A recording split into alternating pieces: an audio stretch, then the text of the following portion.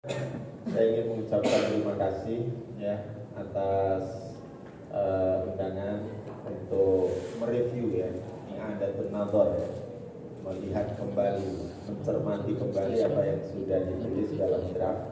Dan itu betul-betul saya baca, saya beri catatan warna merah, nanti saya balik juga selanjutnya. Yang kedua, sejatinya kalau mereview kurikulum S2 itu paling tidak nanti ada komparasinya dengan S2 yang kami miliki ya. Kalau S3 kemarin saya belum bisa memberi komparasi karena belum punya S3, baru merencanakan, tapi belum keburu waktu itu selain COVID juga karena faktor lain keterbatasan dosen yang berpangkat guru besar ya. Kalau nggak salah yang diminta itu 2 ya, kalau di S3 itu ya. Iya, betul. Nah kita baru ada 1, Profesor Dr. Ahmad Giri. Kemudian ini sebagian materi ada persamaan dan irisannya dengan yang kemarin saya sampaikan. Tapi kalau dari segi jumlah slide yang kemarin itu 60, sekarang 75. Jadi takwir ada 76 nih di sini keseluruhannya ya, dari cover sampai penutup, tapi intinya kira-kira 75 lah. Tentu nggak mungkin saya sampaikan semua, jadi yang kira-kira bisa dibaca sendirilah, karena itu mungkin sifatnya teori. Tapi besarannya nanti saya lebih fokus kepada yang pertama, regulasi tentang SNPT dan PMPT. SNPT itu Standar Nasional Pendidikan Tinggi, PMPT itu Penjaminan Mutu Perguruan Tinggi. 2 hal ini tidak dapat dipisahkan karena ini menjadi payung hukum dalam penyelenggaraan prodi. Jadi kalau prodi kita menyimpang dari 2 hal ini, SNPT dan PMPT, ya dipastikan tidak akan terakreditasi ya. Karena di dalamnya ada aturan-aturan yang begitu detail yang harus kita patuhi dan harus kita penuhi. Contoh misalnya dosen, itu kan minimal 5 dosen tetap TTPS ya. Kalau kurang ya berarti nggak mungkin terakreditasi. Itu baru dari 1 unsur saja, dosen ya. Belum lagi nanti sistem penjaminan mutunya seperti apa dan seterusnya. Itu nanti biar dibahas secara khusus barangkali oleh, kalau di kami namanya LPM ya, Lembaga Penjaminan Mutu ya.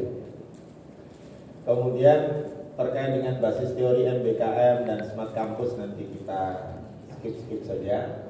Lalu kita fokus sedikit pada kurikulum holistik, integratif, interkonektif, arah pengembangan kurikulum MPBA dan level 8. Kalau kemarin kan 9, sekarang turun ya ke 8 ya. Berikut indikatornya menurut tafsir saya. Kemudian kurikulum MBA di Jakarta sebagai komparasi. Kemudian ada beberapa catatan-catatan tambahan yang saya berikan untuk memberi pengayaan, masukan, mungkin juga perbandingan ya dengan yang sudah ditulis oleh tim di sini.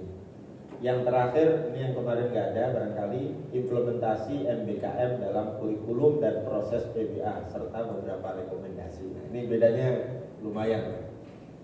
Baik, ini saya lewati saja, nanti dibaca sendiri. Bapak Ibu pasti sudah pernah belajar kurikulum, baik esensi maupun dimensinya.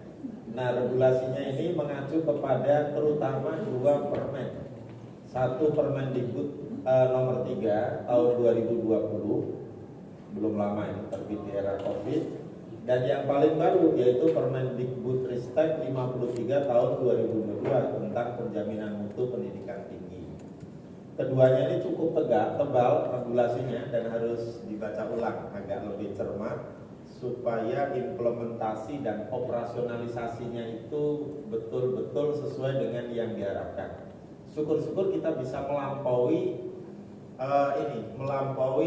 standar, itu yang paling diharapkan. Melampaui standar itu artinya kalau dosennya itu wajib 5, kemudian kita punya 6 misalnya, nah itu udah bagus gitu.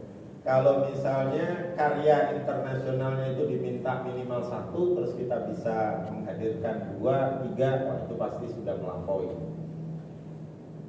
Ini juga tidak akan saya baca karena ini nanti bisa dibaca sendiri, tapi itu hanya sekedar penegasan ya.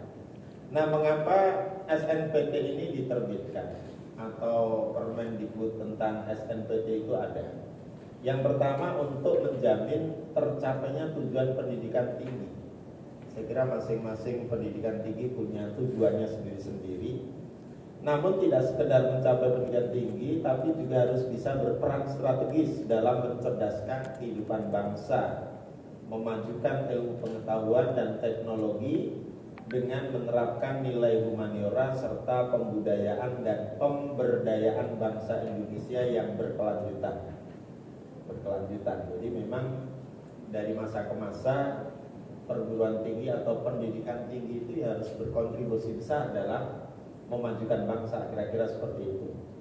Yang B, menjamin agar pembelajaran pada prodi, penelitian dan pengabdian kepada masyarakat yang diselenggarakan dan perguruan tinggi di seluruh wilayah Indonesia wilayah hukum ya NKRI mencapai mutu sesuai dengan kriteria yang ditetapkan dalam standar nasional pendidikan tinggi. Kalau dalam tradisi akreditasi yang disasar itu adalah bagaimana di kampus itu sudah tercipta budaya mutu. Budaya mutu itu terutama dalam hal misalnya pengambilan keputusan, kebijakan, sosialisasinya, implementasinya, evaluasinya dan tindak lanjutnya. Sehingga siklus seperti itu wajib dipatuhi dan wajib dilaksanakan oleh pengelola perguruan tinggi, khususnya kalau di level prodi ya pengelola prodi ya. Yang ketiga, mendorong agar perguruan tinggi di seluruh wilayah hukum NKRI mencapai mutu pembelajaran, penelitian dan pengabdian kepada masyarakat melampaui kriteria yang ditetapkan dalam standar nasional pendidikan tinggi secara berkelanjutan. Jadi memang harapannya dengan adanya 2 permen tadi itu kita bisa melampaui batas dalam arti yang positif ya, melampaui standar lah, melampaui batas itu innallaha la yuhibbul mu'tadin ya. tidak menyukai orang yang melampaui batas. Standarnya masih sama, ruang lingkup dari standar SPT-nya itu masih sama, ada 8. Namun nanti dalam pemilahannya itu ada yang disebut dengan standar masukan, standar proses dan standar luaran. Jadi kalau misalnya isi pembelajaran, ya di situ ada kurikulum misalnya, itu berarti termasuk standar masukan. Kalau ada proses pembelajaran, itu pasti standar proses. Kalau nanti terkait dengan lulusan, itu berarti standar luaran. Jadi ketiga hal ini, standar masukan, standar proses dan standar luaran. Bahasa Arabnya apa itu, Prof Tulus ya? Jadi ada mi'yar al-mudkhalat gitu ya, al-amaliyat wal mukhrajat. Nah, ini harus terpadu, harus bisa diwujudkan. Dan sekaligus ini yang paling penting menjadi acuan dalam menyusun, menyelenggarakan dan mengevaluasi kurikulum. Nah, kegiatan kita review itu termasuk kategori mengevaluasi kurikulum. Berarti kurikulum yang kita review dasarnya kalau mau tuntas betul itu mulai dari sini keseluruhannya nih, yang 8 ini. Walaupun seringkali hanya di lulusan sama isinya. Kalau makan itu tadi jadi ini, maaf. Minum dulu. Makan roti.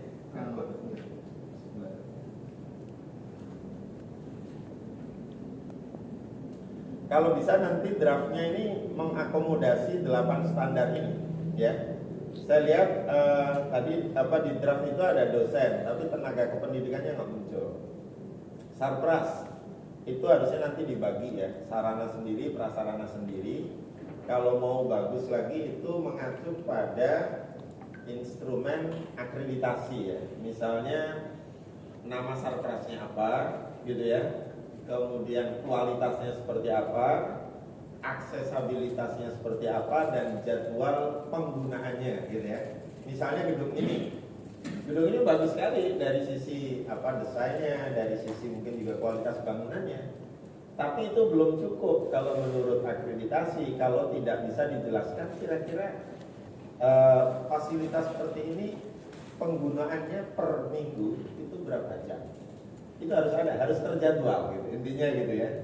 Jadi bukan sekedar menyebut, tapi bagaimana sarpras itu digunakan dan memberi dampak dalam peningkatan mutu pendidikan, mutu pembelajaran. Demikian juga nanti standar pembiayaan dan lainnya. Saya tidak ingin terlalu lama di situ. Standar kompetensi lulusan juga seperti itu. Ini nanti bisa dilewati, saya bisa lewati. Tapi yang baru dari Permendikbud 53 tahun 2023 itu adanya, nah ini kalau boleh kita sebut ya, keterpaduan antara tiga ini, masukan, proses, dan luaran ya. Kemudian integrasi antara standar nasional pendidikan, standar penelitian, dan standar TKM.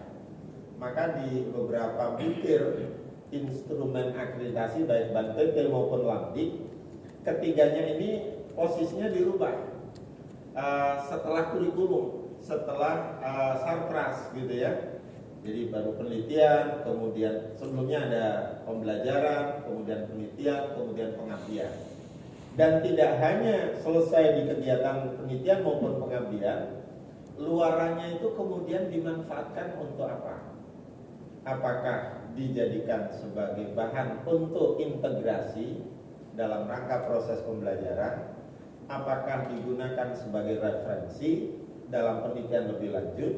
Apakah digunakan menjadi buku ajar, modul, dan seterusnya? Inilah yang dimaui sekali lagi oleh SNPT kita. Jadi ada integrasi, semangat integrasi itu, takamul itu menjadi sebuah keniscayaan ya. Demikian juga nanti dalam penjaminan mutu pendidikan, prinsip yang diikuti baik BANPT maupun Lamdik dan lainnya itu adalah PPEPP ya. Jadi ada penetapan, P yang kedua itu apa? Jadi lupa, evaluasi, pemantauan atau pengendalian, pemantapan, banyak P-nya di sini. Nah, itu ada di ini. Nanti silakan dibuka di Permendikbudnya. Kemudian berikutnya, nah ini kalau kita bahas soal kurikulum prodi, ini juga nanti harus dipenuhi secara lengkap di draft kita. Itu minimal ada 8 unsur, 8 komponen ya. Yang pertama capaian pembelajaran lulusan, yang itu sebenarnya dipayungi oleh standar kompetensi lulusan. Masa tempuh kurikulum, saya kira ini dengan mengacu ke sini ya jelas ya. S2 itu bisa diselesaikan kurikulumnya itu selama 3 dan atau sampai 4 tahun. Itu yang ideal. Tapi seringkali mahasiswa kita itu sukses kuliahnya, tetapi kurang sukses menulis tesisnya, riset dan menulis tesisnya. Kadang-kadang malah lebih lama menyelesaikan tesisnya yang hanya 100 halaman kurang lebih daripada kuliah yang 2 atau 3 semester, 2 lebih lah. Kemudian metode pembelajarannya, ini di draft sudah ada, tapi lebih ke model sebetulnya, ke model pembelajaran. Nanti mungkin ini mengacu juga di bagian akhir dari bahasan saya itu ada modalitas pembelajaran yang kemarin sempat ditanyakan oleh Bu Umi, itu terkait dengan utamanya dengan FAK ya, visual, auditori dan kinestetik ya, atau terkait dengan gaya belajar peserta didik, karena setiap orang punya gayanya sendiri dalam belajar. Ada yang suka belajar sambil dengar musik, ada yang pengennya belajar sambil melihat terus gini gitu ya, dan mencatat dan seterusnya. Syarat kompetensi dan kualifikasi calon mahasiswa. Ini nanti dikaitkan dengan ini ya, sistem rekrutmen maba, mahasiswa baru. Misalnya calon pelamar S2 MPBA di Jogja itu apakah wajib harus lulusan S1 PBA? Kalau misalnya dia lulusan BSA, boleh tapi bersyarat atau disamakan dengan yang lain. Di kami itu jurusan apapun boleh, tapi nanti ada prerequisite. Jadi kalau bukan jurusan PBA, dia harus mengambil sejumlah mata kuliah di S1 dulu. Misalnya manahij, turuk ta'lim gitu ya. Apalagi misalnya evaluasi, pengembangan kurikulum dan seterusnya. Karena apa? Karena asumsinya mereka yang masuk di MPBA ini sudah tuntas beberapa hal yang terkait dengan keilmuan MPBA. Artinya harapannya MPBA itu linear dengan S1-nya, PBA S1 gitu ya. Berarti nanti harus disusun juga itu SOP-nya atau pedoman penerimaan mahasiswa baru berikut kualifikasi calonnya. Yang keenam, penilaian hasil belajar. Ini juga di Permendikbud itu dan instrumen akreditasi Lamdik itu diatur. Misalnya berapa kali dilakukan penilaian. Kalau di Permen itu minimal 2, UTS dan UAS. Kalau di penilaian kita itu kan ada nilai harian formatif, ada nilai tengah semester dan nilai akhir semester. Lalu dijelaskan juga bentuk penilaiannya seperti apa. Apakah portofolio, apakah ujian tulis, ujian lisan, ujian kinerja, unjuk performa, laporan review dan sebagainya. Ini sangat fleksibel ya. Yang juga tidak kalah pentingnya disuruh menjelaskan juga rubrik dan penyekorannya. Misalnya begini gampangnya, kita bikin soal UAS. Soalnya itu ada 5 butir, 5 poin. Nah itu kalau mau bagus itu diberikan skor. Misalnya nomor 1 itu berapa skornya? Oh 20. Nomor 2 boleh jadi 25, nomor 3 boleh jadi 15, nomor 4 20, nomor 5 20. Yang penting ada panduannya di situ, panduan penilaiannya harus lengkap. Materi pembelajaran yang harus ditempuh, ini berarti mata kuliahnya lah ya. Tentu ada yang dikuliahkan di dalam ruang kelas dan mungkin juga ada yang bentuknya tidak perkuliahan. Apakah misalnya sandwich, program sandwich atau magang atau yang lain. Lalu tata cara penerimaan mahasiswa pada berbagai tahapan kurikulumnya. Ini mirip-mirip dengan nomor 5 tadi. Artinya mahasiswa baru yang diterima oleh prodi itu memang harus ditentukan kualifikasinya berikut tahapan-tahapannya. Kalau misalnya ini di kampus kami, terutama di kampus 2 SPS, itu kalau waktu tesnya itu nilai bahasanya Arab Inggrisnya itu lemah, itu wajib remedial dulu di semester 1 misalnya. Itu tahapan kurikulumnya seperti itu. Ikut di pusat bahasa, boleh disebut kursus lah gitu ya, selama 1 semester bahasa Arab, TOEFL, bahasa Inggris TOEFL gitu. Dan tetap ada kuliah tapi belum langsung masuk ke materi esensial. Misalnya di semester 1 itu langsung diperkenalkan bagaimana menulis proposal, menulis karya ilmiah. Mungkin ada 1-2 mata kuliah yang terkait dengan MKU ya, mata kuliah universitas ya, seperti misalnya metodologi studi Islam atau studi Quran dan hadis misalnya seperti itu. Baik, ini pasal 44 Permendikbud Ristek nomor 53 tadi. Ini saya lewati lagi basis teori MBKM ini, nanti silakan dibaca-baca lah. Pokoknya ini menjadi mata kuliah tersendiri bagi yang ngajar pembelajaran, teori pembelajaran nanti ya. Ini sama saya lewati karena ini kita anggap sudah gitu ya. Lewat. Oh panjang yang dilewati rupanya ya.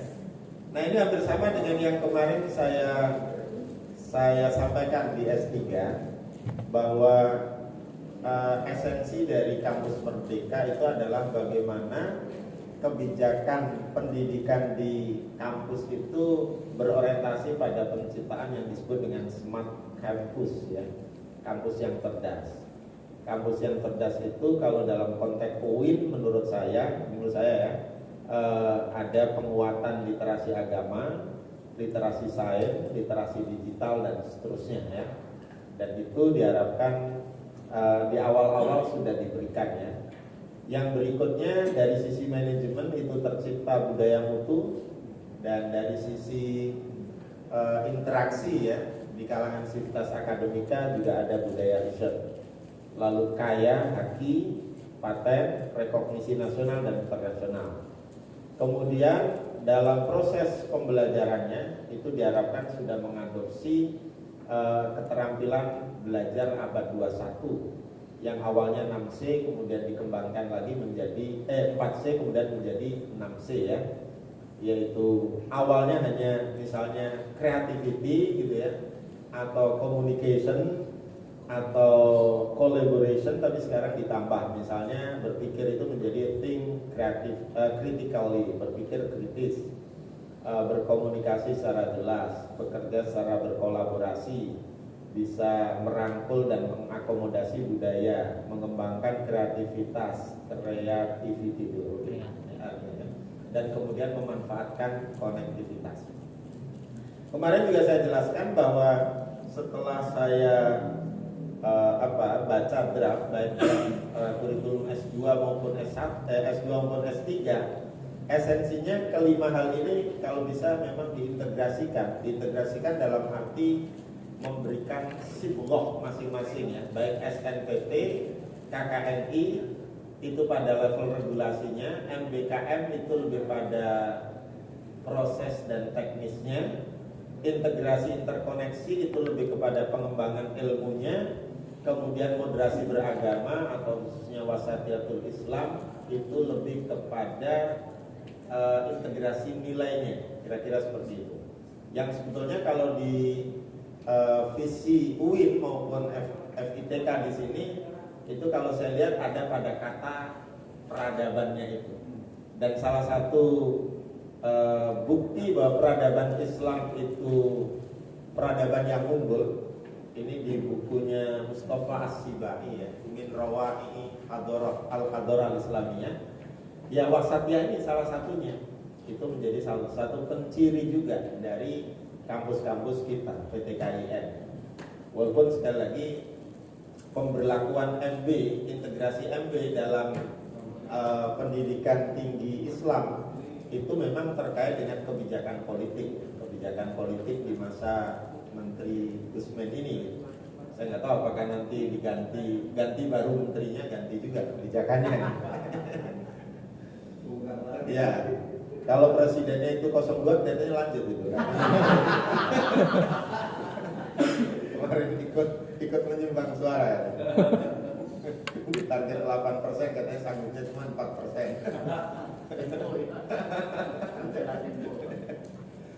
Oke, jadi pertanyaan besarnya begini, jadi bagaimana mendesain dan mengembangkan 5 irisan integrasi interkoneksi ini menjadi kurikulum MPBA menuju akreditasi unggul nih. Tantangan kita ke situ. Akreditasi MPBA ini baru B ya? Ya. Di masa terakhir Ban PT yang itu ya. Kok belum reakreditasi? Masih 1 tahun lagi ya? Sedang. Kemana? Ke Lampis?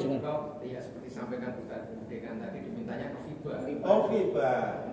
Tapi batas akhir waktu ini masa keberlakuan akreditasi yang lama sampai kapan? 2026. Oh, 26 masih lama. Oh, berarti harusnya 2 tahun ya. Berarti lebih duluan kami sampai 2025 karena waktu itu meskipun submit borangnya itu the last minute 1 hari sebelum 31 Maret 2019 karena kamu masih ingat tuh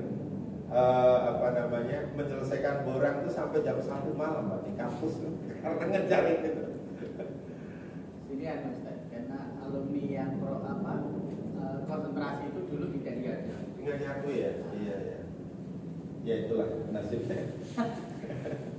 Memang kemudian identitasnya menjadi kurang jelas ya ketika konsentrasi ya. Itu sebenarnya bagian dari yang mana? Dari PAI, dari studi Islam atau yang mana? Baik, ini saya sampaikan sedikit. Yang kemarin kelihatannya saya lupa nih. Kayaknya belum saya sampaikan ya.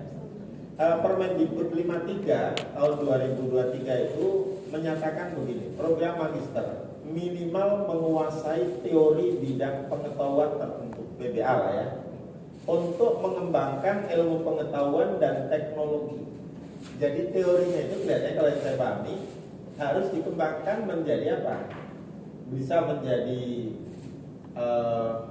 model, metode atau yang lainnya yang memang berbasis teknologi kira-kira. Dan itu harus melalui riset atau penciptaan karya inovatif. Tagihan ini berat kalau sekiranya, sekali lagi, kalau sekiranya para mahasiswa dan dosen mungkin tidak berkolaborasi dalam menciptakan karya-karya inovatif. Nanti saya tunjukkan buktinya bahwa penelitian-penelitian di UIN itu kurang bisa diadopsi untuk menjadi yang lain. Nanti ada datanya, kemarin belum ya. Kalau magister terapan saya nggak perlu sampaikan, yang itu aja. Lalu ini ada Oh ini sudah kemarin, tapi ini ya belajar, beban belajar dan masa tempuh kurikulum. Nah ini yang baru nih, rentangnya 54 SKS sampai 72 SKS, luar biasa banyak itu. Sementara tadi saya lihat di draft ini yang disampaikan ke saya itu rata-ratanya 2 SKS. Maka nanti di antara yang saya beri masukan itu jangan terlalu kecil, harus minimal 3. Kalau di S2 maupun S3 ya, bisa jadi 4 SKS ya. Nah, cuman di sini diminta 3 semester, bisa 3 semester sampai dengan 4 semester. Ini kan pensiasatannya harus canggih nih. Kami sudah mencoba dan alhamdulillah sebetulnya bisa, walaupun nggak banyak. Bisa selesai di semester 3 akhir persis. Caranya nanti saya tunjukkan. Misalnya seminar proposal itu sudah harus selesai di semester 2. Jadi semester 3 itu sudah dapat dosen pembimbing tesis. Sambil kuliah yang belum diselesaikan, mereka wajib riset dan menyusun tesis. Di bulan ke-4 itu sudah harus ujian.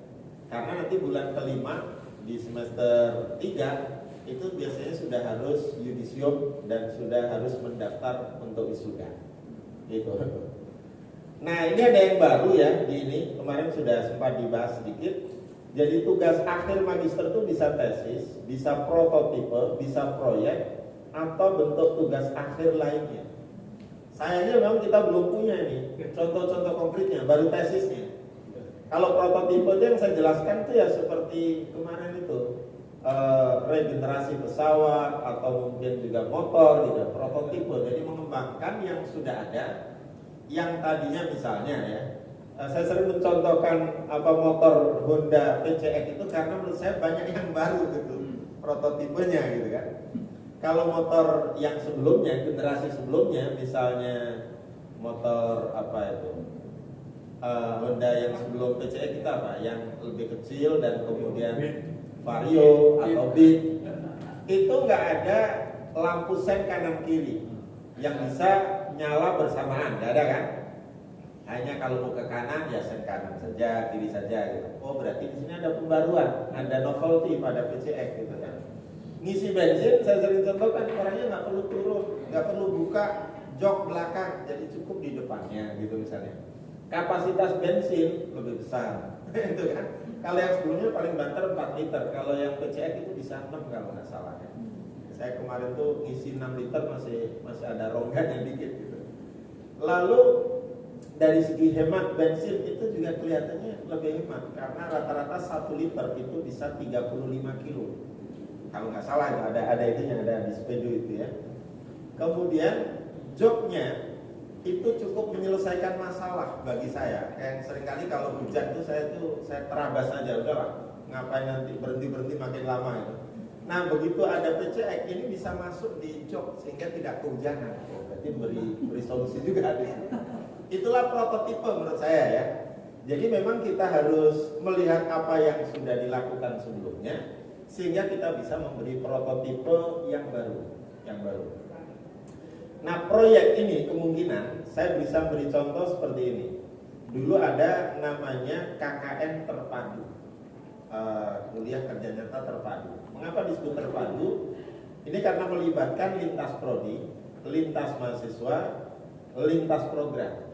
Dan di dalam proyek itu kelihatannya bukan sekedar kita mengamalkan ilmu di masyarakat, tapi juga membuat sesuatu yang baru. Misalnya pada waktu saya ikut itu, baik menjadi pembimbing maupun jadi peserta, ada misalnya di masyarakat itu yang perlu modal.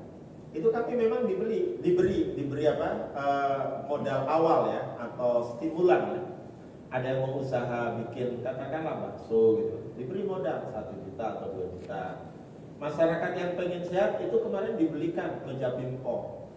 Masjid yang belum ada perpustakaannya itu dibelikan buku-buku.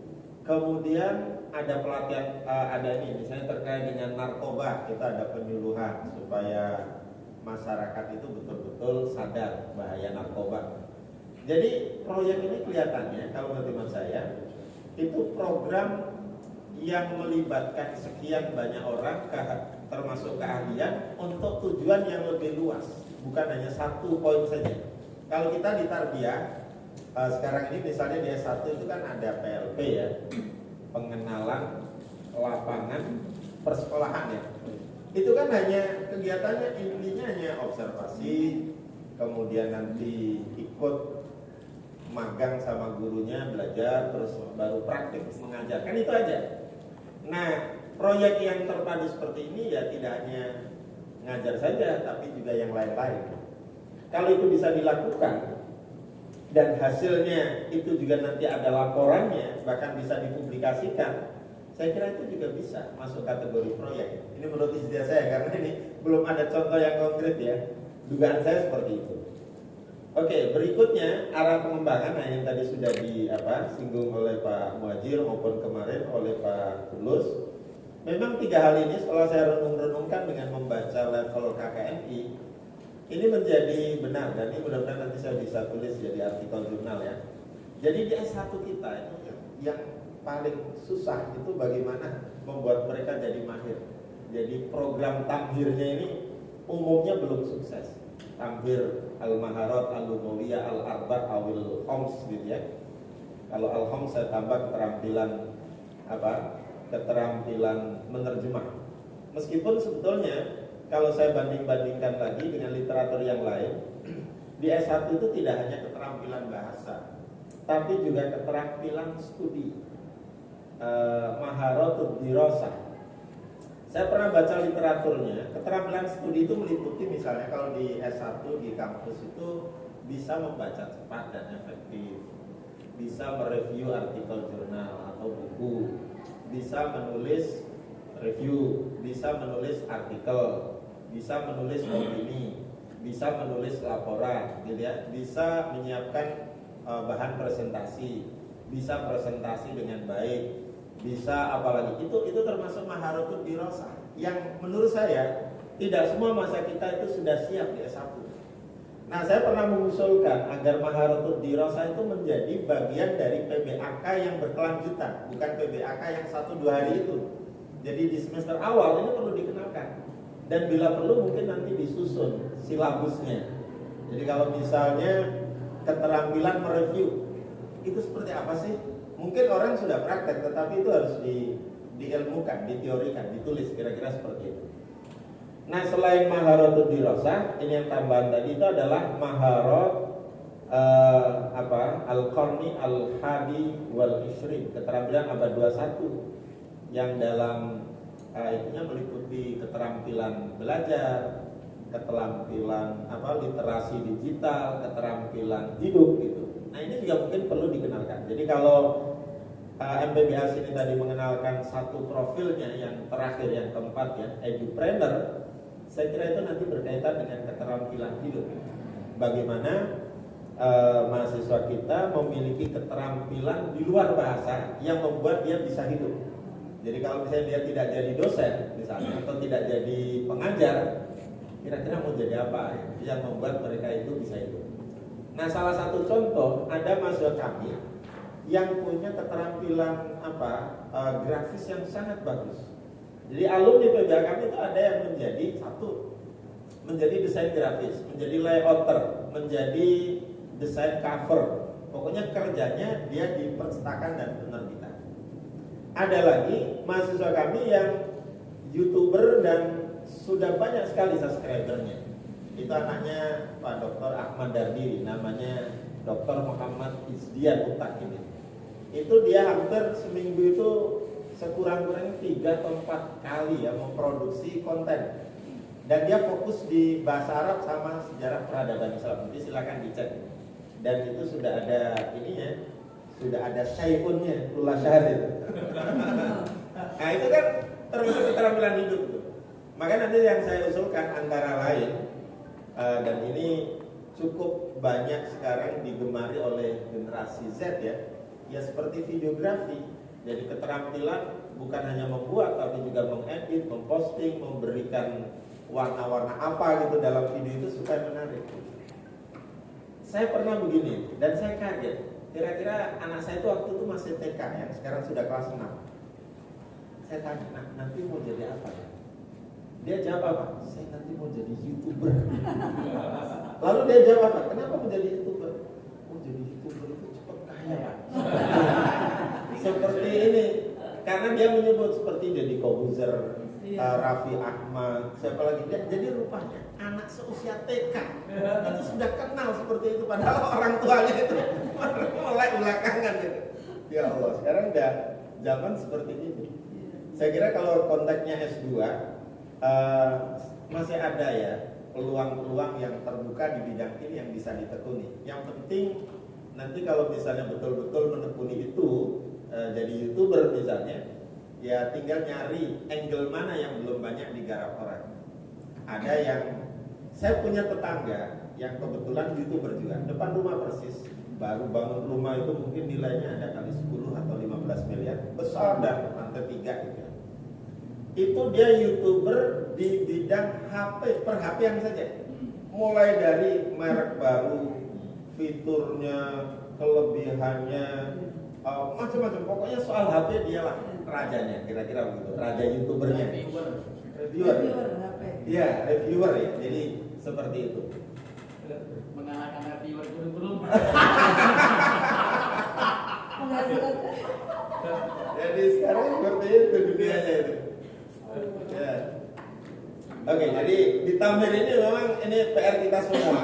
Mudah-mudahan ke depan. Saya udah lama ngusulin gini, tapi ya gayung kurang bersambut di level pimpinan. Jadi Tamir ini sekali lagi bukan maharat al-lughah atau al-maharat al-lughah, tapi juga maharatul dirasah dan maharatul qarni al-hadi wal ishrin itu. Tiga itu kalau dipadukan dan betul-betul disukseskan di S1, mudah-mudahan S2-nya sudah enak itu satunya.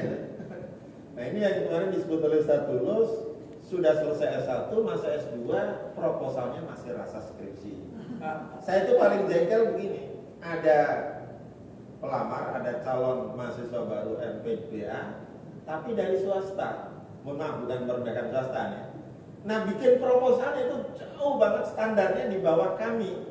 Sudah begitu, masih seperti baru belajar menulis, belum belajar meneliti, belum belajar menganalisis persoalan gitu. Jadi masih kira-kira kalau bahasa sebagian kawan itu, wah ini kayaknya masih ngutip dari buku sana sini doang, nggak ada unsur jurnalnya, nggak ada apa gitu. Nah ini kan harusnya juga sudah tuntas kan di S1 kan, sehingga S2 ini seperti yang kemarin disampaikan, harapannya sih proposal yang menjadi syarat untuk masuk itu kan biasanya ada proposal dan berikut ujian ini ya, ujian proposal maupun wawasannya itu betul-betul ditindaklanjuti, bukan sekedar untuk memenuhi syarat administrasi kan gitu idealnya, tapi ya kenyataannya nggak begitu kan kenyataannya. Dan kenyataannya lagi kita masih butuh mahasiswa kan sehingga bahasanya kita belum bisa menyaring tapi masih terus menjaring kan gitu ya, menjaring gitu ya. Ke depan sih harapannya sekali lagi apa namanya, mahasiswa kita itu betul-betul mahasiswa yang pilihan. Tapi kadang-kadang kita berpikir pragmatis gitu. Kalau mereka sudah punya niat baik, mau kuliah S2, kok kemudian nggak diterima, maka kita nggak dolen. Kadang-kadang ada pertimbangan begitu juga. Manusiawi itu. Aduh. Apalagi wah ini dari atas nama ini kemudian dilihat lagi, wah ini yang merekomendasikan ini ketua PBNU misalnya. Susah juga menolaknya. Jadi antara idealitas dengan realitas itu memang sering tidak ketemu. Jadi yang kita korbankan idealitasnya akhirnya. Oke, jadi untuk S2 nanti kita lebih pada tatwir ya, sesuai dengan KKNI ya. Jadi sesuai dengan KKNI level 8 ya. Ya, pengembangan apa? Nah, di sini saya sebut ya pengembangan keilmuannya, penelitiannya, karya dan publikasi ilmiahnya. Makanya saya kira memang sekarang sudah menjadi tradisi semua perkuliahan itu outputnya adalah artikel jurnal. Semua tesis itu harus diringkas menjadi artikel jurnal. Semua penelitian dosen dan mungkin berkolaborasi dengan mahasiswa itu juga harus dijurnalkan. Nah, itulah diantara makna tatwir. Oke, kita lihat KKNI level 8. ini yang dimaui adalah pertama, mahasiswa itu mampu mengembangkan pengetahuan, teknologi dan atau seni di bidang keilmuannya, berarti PBA, atau praktik profesionalnya melalui riset hingga menghasilkan karya inovatif dan teruji. Bedanya dengan doktor kemarin itu ada kata orisinal. Berarti di sini tidak mesti harus orisinal. Dari penelitian orang lain dikembangkan dan ada unsur inovasinya kan nggak apa-apa ya. Saya pernah memberi contoh begini, karena saya ngajar juga metodologi penelitian ya. Misalnya kita ingin mengembangkan budidaya lele, supaya lele itu gemuk, supaya lele itu cepat bisa dipanen, kira-kira apa solusinya? Umumnya budidaya lele itu kan 4 bulan baru bisa dipanen kan. Kita lakukan riset ya, dan tentu lele itu kalau diberi makan dia kan pasti semangat. Kita bikin riset eksperimen. Ada satu kolam lele, isinya lele ya, yang diberi pakan saja. Yang satu lagi diberi pakan diperdengarkan musik dangdut misalnya. Setelah diuji coba sekian lama, memang kemudian ada bukti yang menunjukkan bahwa lele yang diberi makan pakan lele ya, pakan ternak lele itu dengan diiringi musik itu ternyata lebih lahap makannya dan lebih cepat berkembang karena dia banyak ikut goyang-goyang gitu kira-kira. Nah, kesimpulannya kemudian gini kira-kira begini. Ini namanya menginovasi dari yang sudah ada. Kalau hanya pakan biasa kan sudah lumrah, sudah lazim. Jadi inovasinya itu tadi ditambah musik gitu. Ternyata setelah 3 bulan, bahkan 3 bulan setengah itu sudah bisa dipanen dan 1 kilo itu isinya cukup 3 misalnya. Kalau yang tidak pakai musik tadi, tidak berdengar musik itu perlu 4. Nah itu kan namanya inovasi itu di situ kan. Jadi inovasi itu bisa linear. Bisa juga inovasi itu sesuatu yang memang sebelumnya nggak ada, sebelumnya yang belum pernah ada ya, belum pernah ada secara konkret gitu, seperti itu. Nah itu namanya inovatif dan mudah-mudahan itu teruji kalau kemudian bisa bisa dikembangkan dan ditiru lebih lanjut. Nah itu yang pertama. Yang kedua, mampu memecahkan permasalahan sains teknologi. Nah ini bedanya dengan S3, ini pendekatannya inter atau multi. Kalau S3 tambah trans, nah itu bedanya kan. Lalu yang keempat, mampu mengelola riset. Kalau S3 ada tambahnya memimpin riset. Ya mungkin bedanya kalau memimpin itu yang dipimpinnya mungkin lebih banyak, lebih lintas peneliti dan lintas kampus gitu ya. Kalau dari sisi mendapat pengakuan nasional dan internasional sama. Maka ini saya rumuskan lagi, agak sedikit sama tapi ada perbedaannya dengan yang kemarin level 9, KKN level 9. Nomor 1, mengembangkan IPTEX PBA berbasis riset itu sama, merumuskan peta jalan, roadmap, dan saya tambah, saya lupa ini, RG ya, Research Group ya. Ini perlu diskusi. Jadi ada RG ya, bukan Rocky Gerung, Research Group. Ya, dalam penelitian memang seperti yang disampaikan oleh Pak Sutama, sekarang memang harus punya itu. Bahkan sudah harus menjadi panduan atau terintegrasi dalam panduan penelitian. Kalau penelitian itu di tingkat fakultas ya mungkin nanti dirinci per prodi itu kira-kira peta roadmap-nya 5 tahun ke depan seperti apa dan riset grupnya siapa saja. Kan mungkin ada grup yang Pak Maksudin misalnya menekuni soal at-tafkir, at-takamuli, al-ibda'i, an-naqdi misalnya kan. Yang lain lebih menekuni pada teknologi pembelajaran, kurikulum pembelajaran dan seterusnya. Itu penting ya supaya dalam tanda petik setiap kita itu punya mainan yang produktif kira-kira ya. Jangan mainan yang hanya menghabiskan waktu kata BPK. Oke, yang kedua menguasai literatur review, ini pasti sama. Yang ketiga melakukan riset pengembangan keilmuan di bidang PBA. Ya, pengembangan ini Kalau begitu harus menjadi salah satu ini ya materi juga di manhajul bahas ya. Jadi apa? Kan ada istilah sekarang R&D ya. Jadi research and development. Nah, developmentnya itu harus menjadi salah satu tagihan. Di kami di S2 itu sudah banyak yang melakukan R&D dalam misalnya pengembangan materi ajar, dalam bidang ini evaluasi dan uji coba model apa pembelajaran tertentu itu ada. Kemudian mempublikasikan karya inovatif dan teruji dalam jurnal dan proceeding. Ini mungkin perlu ditarget juga dalam 1 tahun itu berapa. IKU kami itu sekarang juga diwajibkan minimal 1 dosen itu 1 dalam 1 tahun minimal. Yang kelima, mengembangkan topik-topik perkuliahan menjadi mini research dan kajian yang luarannya itu berupa, nah ini beda dengan yang kemarin, berupa book chapter, artikel jurnal, proceeding, dan atau model yang bisa dihakikan.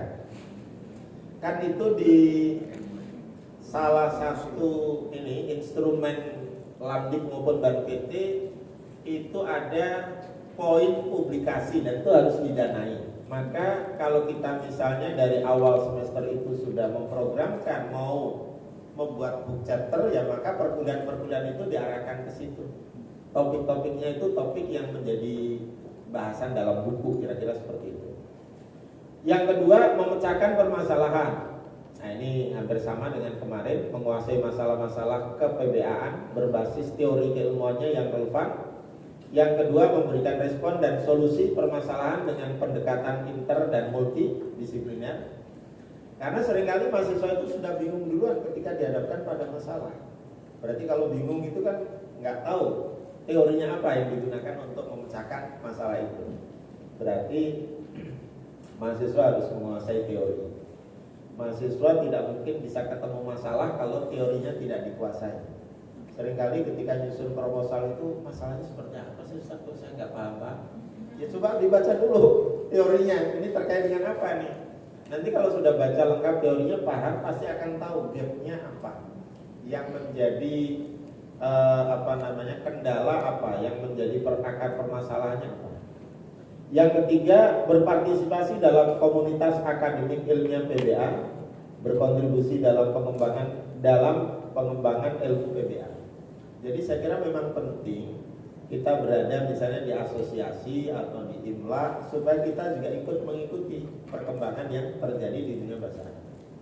Yang ketiga, mengelola riset dan pengembangan ya, memiliki ide kreatif ya, respon solutif, dengan perspektif multidisipliner, inter dan multi ya, terhadap isu-isu dan permasalahan PBA. Ada dosen kami dulu membuat peta permasalahan itu intinya 2 saja, persoalan linguistik dan non linguistik. Tapi sebetulnya kalau didetailkan non linguistik itu banyak sekali. Nanti orang yang ahli sosiologi akan mengatakan persoalan pembelajaran itu ya sosiologis dan non sosiologis, bisa begitu semua kan? Nah, tapi intinya gini, akar permasalahan itu kan harus bermula dari adanya kesenjangan antara realitas dengan teori, dengan idealitas kan gitu. Nah, melihat kesenjangan itu yang tidak mudah. Karena kadang-kadang kita tidak tahu di mana sebetulnya benang kusutnya itu. Nah, ini diperlukan kita misalnya memiliki ya metode berpikir kritis ya, melihat realitas itu secara dengan perspektif keilmuan yang tajam gitu, sehingga ketemu masalahnya. Yang berikutnya, menyusun proposal dan riset kompetitif dan kolaboratif. Ini saya kira wadahnya ada ya di LITAP, di Mas Kemenag itu, atau minimal di kampus masing-masing. Yang C, mengelola jurnal PBA berbasis riset yang terakreditasi nasional minimal ya, LS2. Yang ketiga, mematenkan luaran atau produk riset. Yang keempat, mempublikasikan karya inovatif yang disitasi. Kemarin saya belum sempat nyebut itu. Karena di antara tagihan dalam instrumen Lamdik itu, karya-karya dosen itu ada citasinya enggak? Kalau mau unggul itu citasinya minimal 750 keseluruhannya, akumulatif. Jadi kalau satu orang, Prof. Maksudin ini sudah disitasi 1000 orang, sudah aman, sudah diwakili. Ya itu bukti bahwa di situ ada rekognisi bahwa karya yang kita tulis, entah buku atau artikel jurnal itu dibaca orang dan dikutip, disitasi itu. Nah ini yang tadi saya sebut di awal, kampus yang risetnya paling banyak digunakan industri. Jadi hilirisasi hasil penelitian itu antara lain ke dunia industri. Ini baru nih datanya akhir tahun yang lalu. Yang paling banyak itu ITB, wah luar biasa nih ITB. Terus UI, UGM, ITS, IPB, Unhas, Undip, BINUS, UNS, UNAIR, UPI, Telkom University. Nah, ini problem kita nih. Industri akhirat. Industri akhirat. Jadi kita punya tantangan besar di sini. Nah ini sudah ketemu masalah itu. Mengapa hasil-hasil penelitian lulusan UIN itu tidak membuahkan atau tidak banyak digunakan dalam dunia industri? Itu menjadi persoalan ya. Nah, ini perlu itu diteliti lah Prof. Maksudin ya. Apakah memang orientasinya itu wirid, dikir, sama zikrullah gitu kan? Ya jadi ini, atau ilmu-ilmu yang dikembangkan di kita itu memang belum banyak yang berkaitan dengan ilmu terapan murni, ilmu terapan gitu, masih banyak ilmu-ilmu murni ya mungkin ya. Ini fakta ini data ya. Jadi mengapa ITB itu begitu punya nama dan lama sekali debatnya mau berubah jadi universitas, akhirnya ketika berubah menjadi universitas, I-nya nggak dihilangkan, jadi Universitas ITB. Sama dengan IPB, Universitas IPB. PTIK juga sama, Universitas PTIK, karena sudah terlanjur punya ikon di bidang Quran. Jadi banyak yang begitu.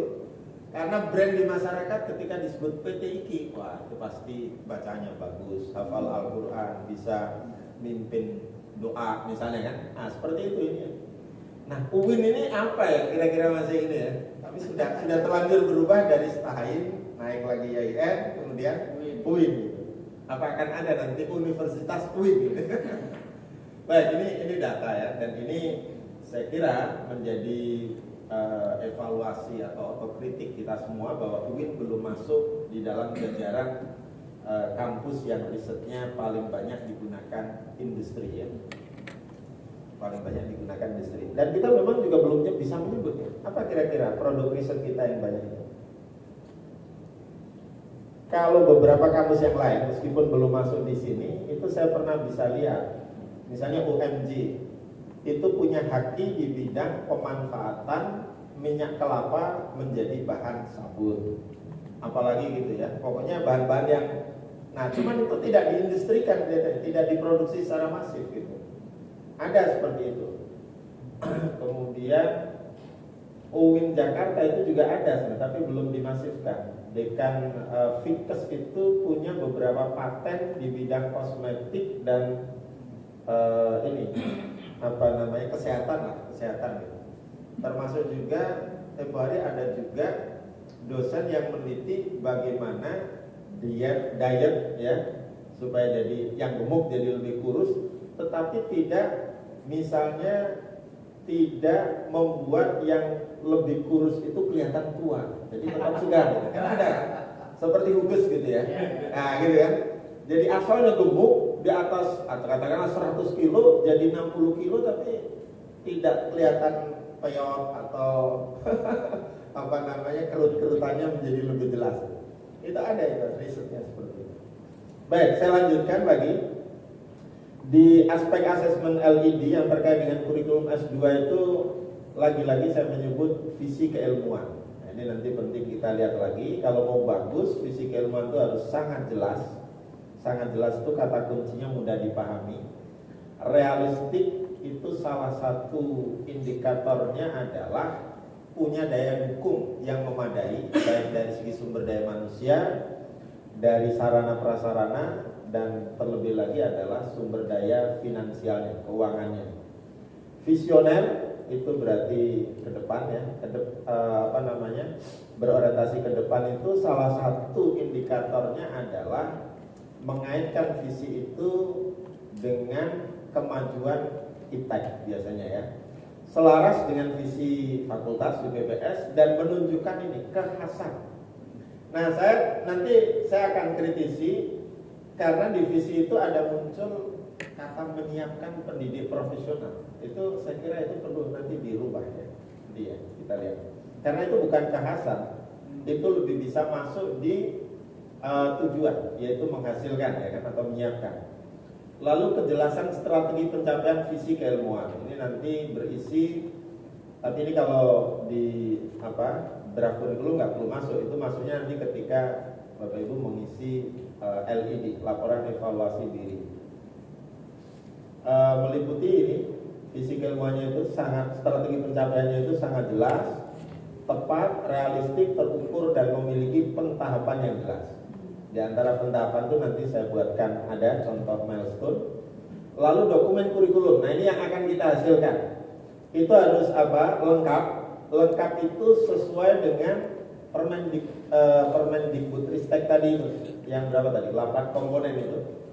Lalu tepat, koheren, saling berkaitan satu dengan yang lain. Mutakhir, berarti ini harus disebut sebagai bentuk pemutakhiran kurikulum. Sehingga kalau nanti ada perubahan, itu harus dijelaskan antara qaul qadim dengan qaul jadid nih. Makanya nanti soal perumusan MK itu saya sebut mata kuliah lama, mata kuliah baru, dan alasannya mengapa diperbarui atau dimutakhirkan. Dan menunjukkan ciri khas prodi ya.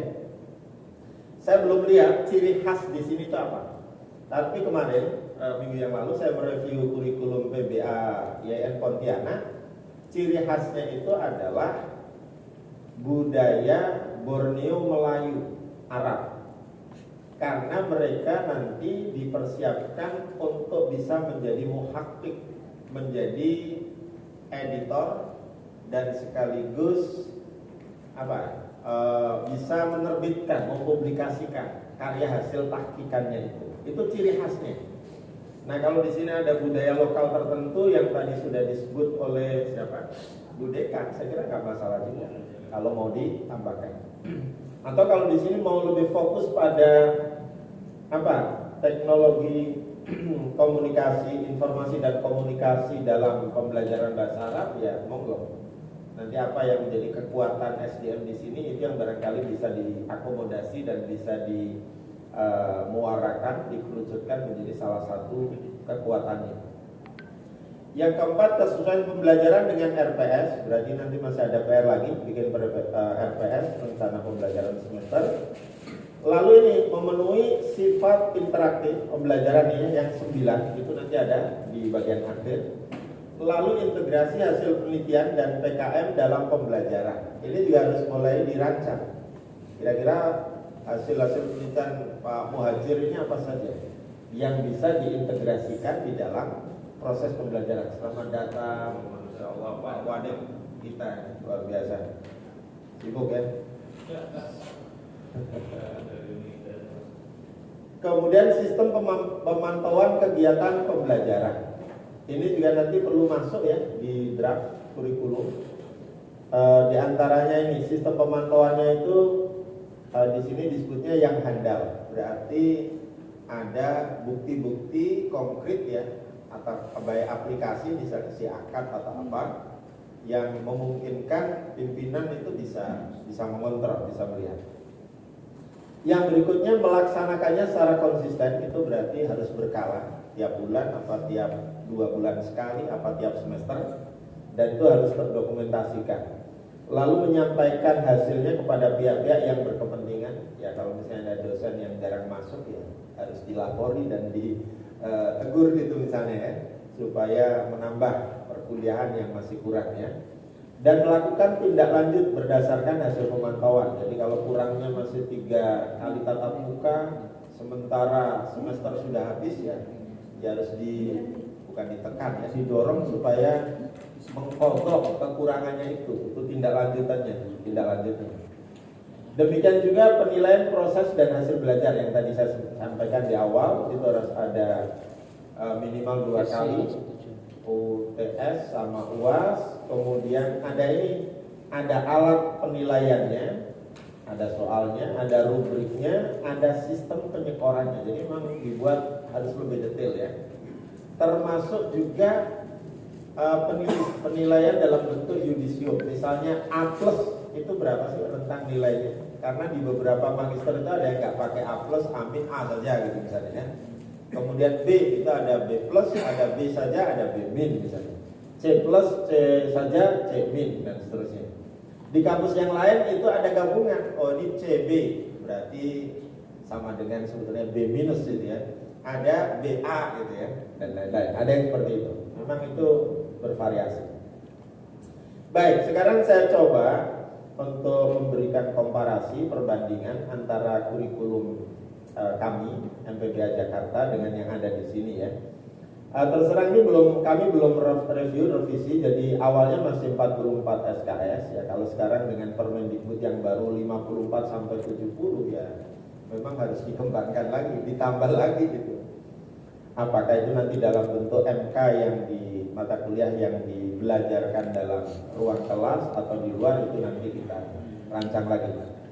Selain itu juga ada, ini semuanya ada 13 MK ya. Tentu ada yang nanti tidak dalam bentuk mata kuliah tapi tugas, misalnya proposal atau tesis itu kan ada. Dan semuanya beri bobot 3 SKS, tesis itu bobotnya 8 SKS. Lalu ada MK pilihan atau peminatan itu ada 18 SKS ya. Kalau dulu di ketentuan Ban PT itu terutama untuk S1 sebetulnya itu harus dipilih ada separuh 50% dari yang ditawarkan. Kalau ini sudah berbasis KMNI dan SNPT. Nah ini yang saya maksud dengan itu tadi. Harus ada milestone tonggak pencapaian dari visi keilmuan itu. Misalnya di 2016 sampai 19 kemarin, karena kami mulai startnya itu sebenarnya di 2000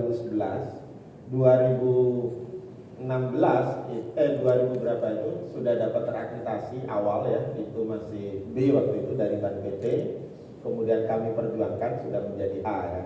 Nah di sini sudah menjadi prodi yang unggul di 2019 itu dan profesional dalam tata kelola dan pembelajaran PBA berbasis riset integratif. Di 2020 sampai 2002 itu menjadi prodi yang unggul dan profesional dalam pengembangan SDM dengan riset integratif dan publikasi ilmiah dalam jurnal nasional dan internasional, plus pendirian. Ini kemarin sudah berniat tuh mendirikan S3 karena kita sudah punya S2 A gitu ya. Tapi itu tadi mengalami kendala kekurangan SDM. Kemudian di 2023-2005 ini menjadi prodi teladan dan rujukan ASEAN. Ya memang yang kita harapkan ini bisa go ASEAN lah. Dulu kami itu diuntungkan karena berada di Jakarta sering ada mahasiswa internasional dari Yaman, dari Sudan, atau dari staf kedutaan, ada yang di sekolah kuliah lagi, atau dari guru Akademi Al-Haramain di Jakarta. Itu lumayan waktu itu. Tapi belakangan mereka tidak banyak lagi. Tetap masih ada tapi di SPS, di Sekolah Pasca Sarjana misalnya. Nah profil kami itu seperti ini. Yang pertama menjadi akademisi atau pendidik profesional, garis miring dosen. Itu sama dengan yang ditulis di sini di draft Pak Jafar. Kemudian yang kedua menjadi konsultan profesional di bidang pendidikan bahasa Arab. Kan sering juga ada lembaga-lembaga terutama pesantren yang minta jasa. Ini kalau kita ingin pesantren ini mengembangkan bahasa Arab, keterampilan bahasa Arab yang produktif, ya, lingkungan berbahasa Arab yang dinamis itu seperti apa? Ada yang minta didesainkan, minta diberikan ininya, kurikulumnya. Beberapa kali kami waktu di pusat bahasa itu sering dimintai masyarakat yang datang, Pak kami ini mau mendirikan masjid, tetapi kami masih ragu, namanya ini seperti ini, pilihannya ABCD. Bisa nggak Pak kami dijelaskan nih kalau ini itu maknanya apa? Termasuk masjid di komplek Istora Senayan, Masjid Albina itu dulu orangnya yang mau menamai itu datang ke kami pusat bahasa pada waktu itu. Oh kalau Albina itu artinya pembangunan dan pengembangan. tadinya Albana gitu. Mungkin dengar nama Albana. Wah itu kurang Pak, itu yang bagus Albina. Saya hanya ngasih saran itu aja, satu katanya dikasih 1 juta Pak waktu itu. Ngasih nama ya. Banyak juga ibu-ibu muda gitu atau dosen-dosen yang non PBA itu kadang-kadang konsultasi nama anaknya gitu. Jadi kan konsultasi ini kadang-kadang penting. Oh, kemudian diundang di ini pada saat apa itu akikahan gitu. Jadi dampaknya besar juga sebetulnya. Kita antara lain jasa konsultasinya ya. Itu termasuk kalau misalnya di antara lulusan S2 itu nanti terbiasa misalnya menulis LKS, itu juga banyak lembar kerja siswa itu banyak permintaan ya dari masyarakat atau dari sekolah-sekolah madrasah-madrasah untuk bikin LKS yang khas sekolahnya masing-masing. Kemudian peneliti ini yang bersama profesional di bidang PBA. Nah ini yang mungkin beda, linguis bahasa Arab. Jadi kalau nanti ini menjadi profil ya kajian-kajian di bidang linguistiknya harus dikembangkan dan diperkaya. Lanjutannya mungkin juga bisa menjadi pengembang kurikulum, pengembang metodologi dan evaluasi PBA, pengembang e-learning bahasa Arab misalnya kan. Siapa tahu beberapa kampus atau beberapa lembaga pendidikan di bawahnya, pesantren atau madrasah itu pengen di sekolahnya itu ada web yang salah satu subdomainnya itu adalah e-learning bahasa Arab ini. Nah itu saya kira mahasiswa-mahasiswa yang punya minat di bidang itu kan saya kira penting ya diarahkan ke sana ya, penting diarahkan ke sana. Di antara lulusan kami itu juga ada yang menekuni jurnal. Ustaz Azki itu S1, S2 itu Jakarta semua dan jadi mahasiswa saya terus gitu ya. Dia kemana-mana sekarang dengan jurnal itu karena dia Arabiyat sama Arabi dia pegang kan. Saya hanya sebagai ini saja lah, konsultan di belakangnya kira-kira gitu. Dia setiap kali ada apa yang mau akreditasi jurnal pasti undang dia kebanyakan. Nah itu kan termasuk yang bisa juga menjadi salah satu pilihan profil lulusan kita.